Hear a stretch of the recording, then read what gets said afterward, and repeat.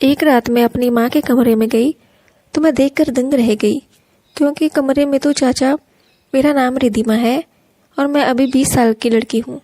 मैं अपने माता पिता के साथ रहती हूँ और मैं अपने माँ बाप की इकलौती बेटी हूँ। मेरी माँ का नाम हिमा है, उनकी उम्र 37 साल है और पापा का नाम सुरेश है, उनकी उम्र 42 साल है। हमारे घर के बगल में हमारे चाचा का घर है, जो कि हमारे घर में घूमने के लिए आया करते थे। उनका नाम विजय है। एक दिन मैं अपने स्कूल में पढ़ने के लिए गई हुई थी। वहाँ पर एक लड़का मुझे लाइन मार रहा था, लेकिन मैंने उसको भाव नहीं दिया। दरअसल मैं भी उसे पसंद करती थी, लेकिन मुझे उसे घुमाने में ज़्यादा मज़ा आता था। इसी तरह से कई दिन बीतने लगे और हम दोनों साथ साथ घूमने फिरने लगे। उसका नाम महेश था। अब मैं महेश दोनों शादी करना चाहते थे। मैं इधर मेरे पापा रोज़ ऑफिस जाया करते थे और शाम को ही घर में वापस आया करते थे। मेरे मम्मी पापा का कमरा मेरे कमरे के पास ही था, इसलिए उनके कमरे की सारी आवाज़ें मैं सुन सकती थी। मैंने नोटिस किया कि मेरी मम्मी के कमरे में कुछ अजीब सी आवाज़ें आ रही थी। पता नहीं क्यों मुझे मेरे मम्मी के चीखने की आवाज़ सुनाई दे रही थी। फिर मैं यही सोचते सोचते सो गई। इधर मैं सुबह कॉलेज चली गई। वहाँ मुझे महेश ने कहा, रिद्धिमा, मेरे मम्मी पापा हमारे रिश्ते के लिए मान गए हैं, अब तुम भी अपने मम्मी पापा से बात कर लो। तो मैंने कहा ठीक है। फिर मैं खुशी खुशी अपने घर में चली गई। शाम का समय था, मेरी मम्मी पापा टीवी देख रहे थे। तभी मैं उनके पास चली गई और बोली, मुझे आपसे बहुत ज़रूरी बात करनी है।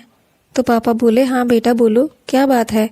मैं बोली, पापा मैं कॉलेज में एक लड़के को पसंद करती हूँ और उससे शादी करना चाहती हूँ। उसने अपने घर वालों को मना लिया है। मेरी मम्मी बोली, हाँ वे सब तो ठीक है, लेकिन तुम पहले अपनी पढ़ाई पूरी कर लो, तब हम तुम्हारी शादी के बारे में सोचेंगे। इस पर मुझे मम्मी पापा पर बहुत गुस्सा आया और मैं वहाँ से चली गई। फिर मैं बिना खाए ही सो गई। आज फिर मुझे रात में मेरी मम्मी के कमरे से आवाज़ सुनाई दे रही थी और उस कमरे में से मेरे चाचा की आवाज़ भी सुनाई दे रही थी। साथ में कभी कभी पापा भी बोल रहे थे।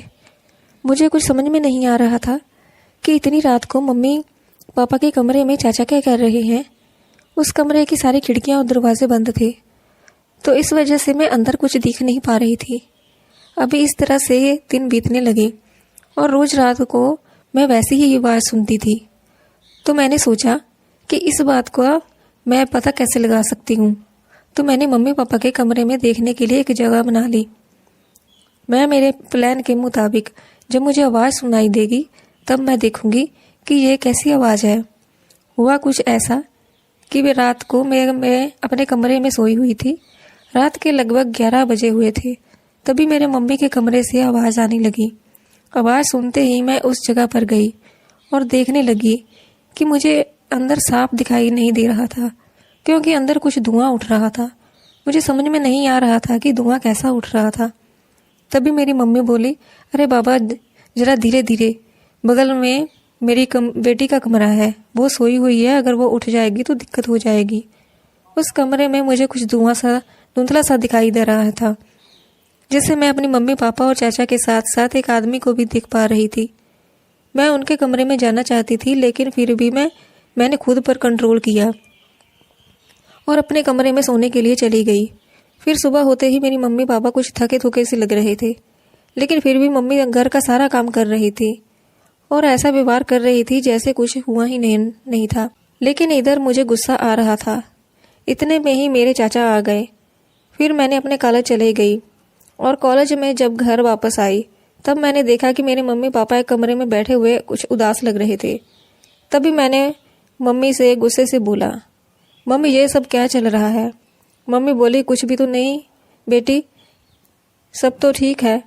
फिर मैं बोली, अच्छा जो तुम रात में कर रही हो मैं उसके बारे में पूछ रही हूँ। रात में तो तुम लोग मिलकर ये सब क्या करते हो, और आप लोगों के कमरे में रात को चाचा क्या करते हैं। आप लोग ये सब कुछ गलत कर रहे हैं, कम से कम अपनी उम्र का तो लिहाज कीजिए। फिर मेरे मम्मी पापा मुझे एक थप्पड़ मारे और बोले, हम सब क्या कर रहे हैं बेटी, तुम्हें तो पता है तुम हमारी इकलौती बेटी हो, और इस दुनिया में तुम्हारे सिवा कोई नहीं है हमारा। बेटी तुम जानती हो तुम्हारी शादी के लिए तुम्हारी माँ ने तुम्हें क्यों मना किया था? क्योंकि वो नहीं चाहती थी कि तुम दुखी हो। फिर मैं बोली, मैं तो महेश से शादी करके बहुत ही खुश रहूंगी, इसमें दुख वाली कौन सी बात है? पापा बोले, नहीं बेटी, तुम्हारी कुंडली में दोष है, इसलिए हम तुम्हारी शादी नहीं कर रहे थे। और तुम बोल रही थी कि हम रात में क्या करते हैं? हम तुम्हारा कुंडली का दोष उतारने के लिए हवन करते थे। और यह बात कही रही तुम्हारे चाचा की, तो तुम्हारे चाचा उस बाबा को लेकर आए थे जिसने इस दोष को उतारने को बताया था। हमें 7 दिन हवन पर करना पड़ेगा, तब जाकर तुम्हारी कुंडली सही होगी। ये सब होने के बाद हम तुम्हारी और महेश की शादी कर देंगे।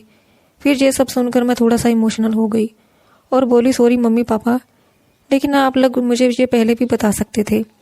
तो मम्मी बोली, नहीं बेटा, हम तुम्हें डिस्टर्ब नहीं करना चाहते थे, क्योंकि इससे तुम्हारी पढ़ाई बिगड़ सकती थी। और फिर इस तरह से हम सब मिलकर हवन खत्म कर लिया और मेरे मम्मी पापा ने मेरी महेश से शादी कर दी। फिर महेश भी पापा के साथ घर पर रहने लगे। उनको भी एक बेटे के जैसा दामाद मिल गया।